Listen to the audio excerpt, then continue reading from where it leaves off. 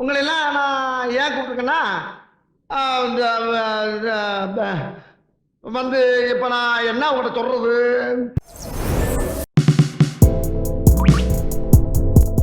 Apple iPhone 12 mini இல்லை, iPhone 12 bro இல்லை, iPhone 12 bro மேக்ஸும் இல்லை, ரெகுலரான ஆப்பிள் ஐஃபோன் 12. வழக்கமாக ஆப்பிள் அவங்களோட ஐஃபோன் லைனப்பில் ஒவ்வொரு வருஷமும் சின்ன சின்ன சேஞ்சஸை தான் கொண்டு வருவாங்க. ஆனால் இந்த வருஷம் டிசைன், பர்ஃபார்மன்ஸ், 5Gன்னு சில இன்ட்ரெஸ்டிங்கான சேஞ்சஸை கொண்டு வந்திருக்காங்க. அது மட்டும் இல்லாமல் இந்தியாவில் இதோட விலையும் ஏற்றிருக்காங்க. இந்த வீடியோவில் நம்ம ஐஃபோன் 12ஓட மீம் ரிவ்யூவை தான் பார்க்க போகிறோம். அதுக்கு முன்னாடி நான் உங்ககிட்ட இருந்து எதிர்பார்க்குறது ஒன்று தான். இந்த வீடியோ உங்களுக்கு பிடிச்சிருந்ததுன்னா மறக்காமல் கீழே இருக்கிற அந்த லைக் பட்டனை தட்டி விட்டுருங்க. ஏண்டா ஏன் கரெக்ட். இந்த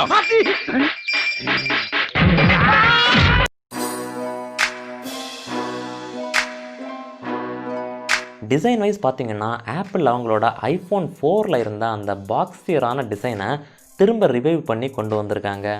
எக்ஸாக்டாக சொல்லணும்னா ஐஃபோன் 12ல் ஒரு ஃப்ளாட்டான அலுமினியம் ஃப்ரேம் தான் கொடுத்துருக்காங்க. எட்ஜஸும் ஷார்ப்பாகவே இருக்குது. நம்ம மற்ற ஸ்மார்ட் ஃபோன்ஸ்லாம் பார்க்குற மாதிரி கர்வ்ட் எட்ஜஸ் கிடையாது.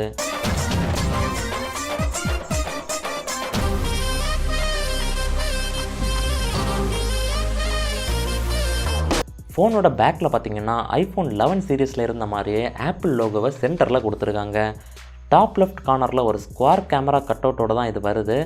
ஆப்பிள் எதை மாற்றுறாங்களோ இல்லையோ, ஆனால் டிஸ்பிளே மேலே இருக்கிற அந்த நாச்சை மட்டும் மாற்றவே மாட்டுறாங்க.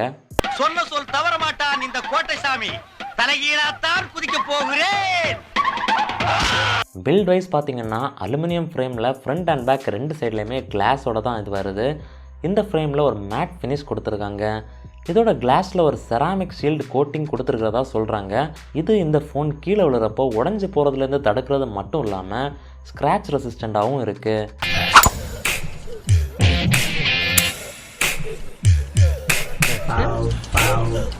இதில் IP68 வாட்டர் ரெசிஸ்டன்ஸ் இருக்குங்கிறது குறிப்பிட வேண்டிய விஷயம்.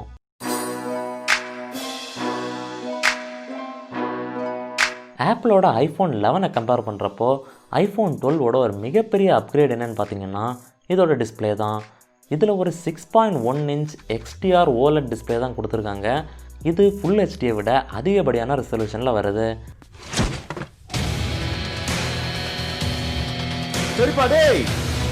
எனக்கு இதெல்லாம் சர்வசாதாரணமான விஷயம். இதில் ஸ்டாண்டர்டான 60 Hz டிஸ்பிளே தான் கொடுத்துருக்காங்க. இந்த மாதிரி ஒரு ப்ரீமியமான ஸ்மார்ட் ஃபோன், அதுவும் 2020 ஹை ரீஃப்ரெஷ் ரேட் டிஸ்பிளே இல்லாமல் வர்றது ஒரு கேவலமான விஷயம்தான். இந்த ஆளை கொண்டு ஹாஸ்பிட்டல்ல சேர்றா.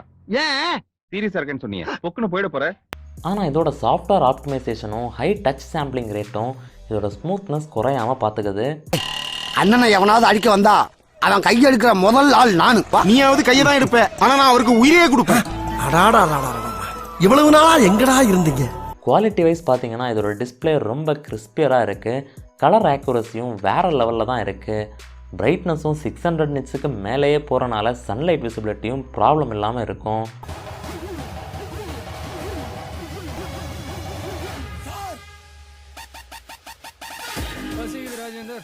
இந்த ஐஃபோன் 12 பார்த்தீங்கன்னா அருமையான ஒரு ஸ்டீரியோ ஸ்பீக்கர் செட்டப்போட வருது.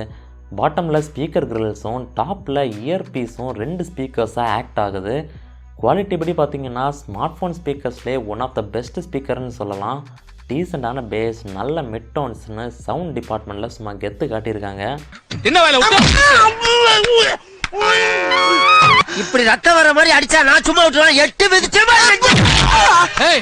நீங்கள் இன்னும் கற்காலத்திலே வாழ்ந்துக்கிட்டு இருக்கீங்கன்னா ஆப்பிள் அவங்க ஐஃபோன்ஸில் இருந்து ஹெட்ஃபோன் ஜாக்கை ரிமூவ் பண்ணி 4 வருஷம் ஆச்சு. இந்த வருஷம் பாக்ஸில் இருந்து ஹெட்ஃபோன்ஸையும் ரிமூவ் பண்ணிட்டாங்க. இவ்வளோ ஏன் சார்ஜரே ரிமூவ் பண்ணிட்டாங்க.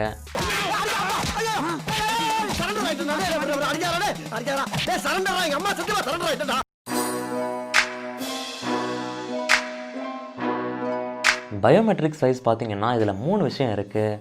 3D ஃபேஸ் அன்லாக் இருக்குது, 3D ஃபேஸ் அன்லாக் இருக்குது, 3D ஃபேஸ் அன்லாக் மட்டும்தான் இருக்குது. ஆனால் இந்த ஃபேஸ் அன்லாக் ரிலையபிளாக தான் இருக்குது. பட் இப்போ நம்ம மாஸ்க் போட்டு ஃபோன் யூஸ் பண்ணுறப்போ ஒவ்வொரு முறையும் பின் யூஸ் பண்ணி தான் அன்லாக் பண்ணுற மாதிரி இருக்கும். இவன் சரியா வர மாட்டான்டா. இவன் தானே சரி வருவான். சரியா வரமாட்டான். இவன் மூஞ்சி சரியா வரமாடா. சரியா வரமாடா.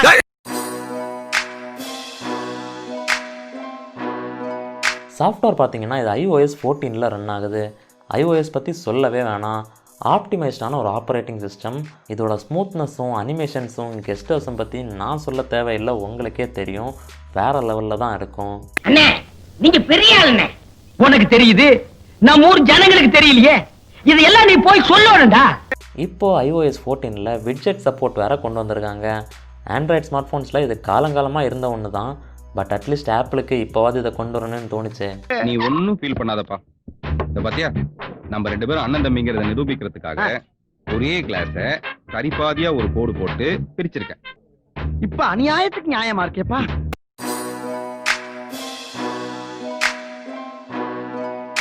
இந்த ஆப்பிள் iPhone 12 ஹார்ட்டில் A14 பயோனிக் சிப்செட் தான் கொடுத்துருக்காங்க. சிங்கிள் கோர் பர்ஃபார்மன்ஸை பொறுத்த வரைக்கும் இதை அடிச்சுக்கிறதுக்கு ஆளே இல்லை. கேமிங், ஹை பர்ஃபார்மன்ஸ் டாஸ்க் எல்லாமே அருமையாக பர்ஃபார்ம் பண்ணும்.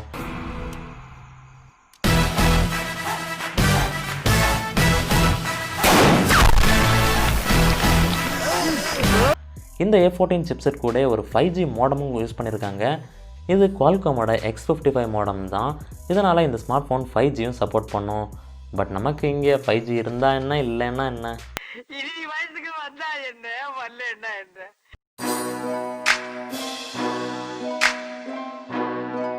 ஆப்பிள் அவங்களோட ஃபேன்ஸை கைவிட்ட இன்னொரு டிபார்ட்மெண்ட் இது தான். ஏன்னு பார்த்தீங்கன்னா இதில் ஒரு 2815 mAh பேட்டரி தான் கொடுத்துருக்காங்க. இது போன வருஷத்தோட iPhone 11 விட 10% கம்மியான பேட்டரி கெப்பாசிட்டி. இதோட கெப்பாசிட்டி மட்டும் கம்மியாகல, இதோட பேட்டரி பேக்கப் டைமும் கம்மியாகிருக்கு.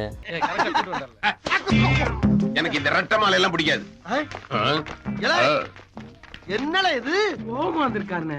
என்னதான் இதில் 20 வாட்ஸ்க்கு ஃபாஸ்ட் சார்ஜிங் சப்போர்ட் இருந்தாலும் ஆப்பிள் உங்களுக்கு ஃப்ரீயாக சார்ஜர் தரப்போகிறதில்ல. ஃபாஸ்ட் சார்ஜர் மட்டும் இல்லை, ஸ்லோ சார்ஜ் பண்ணுற 5 வாட்ஸ் சார்ஜர் கூட அவங்க தரப்போகிறதில்ல. நீங்கள் தான் காசு போட்டு சார்ஜரை வாங்கணும். அப்போ தான் உலகத்தை காப்பாற்ற முடியும்னு நான் சொல்லலை, ஆப்பிள் சொல்கிறாங்க. நம்பிட்டாங்க என்ன கையை கால வச்சுறாங்க, பிடிங்கிறாங்க, நீங்க மூடிட்டு போறாங்க பாரு. இவனா இதில் ஒயர்லெஸ் சார்ஜிங்கும் இருக்குது. ஆப்பிள் இங்கே மேக்ஸ் சேஃப்ங்கிற ஒரு எக்யூப்மெண்ட்டை இன்ட்ரடியூஸ் பண்ணியிருக்காங்க. இது உங்கள் ஃபோனோட பேக்கில் மேக்னெட்டிக்கலாக ஒட்டிக்கும், அப்படியே சார்ஜும் ஆகிறதுக்கு ஸ்டார்ட் ஆகும். ஆப்பிள் அடுத்த வருஷம் சார்ஜிங் போர்ட்டை ரிமூவ் பண்ணுறதுக்கு ஒரு முன்னோட்டமாக தான் இந்த மேக்ஸ் சேஃபை இன்ட்ரடியூஸ் பண்ணியிருக்காங்க. மற்ற நேரமெல்லாம் மாப்பிள்ளையா இருக்கேன்.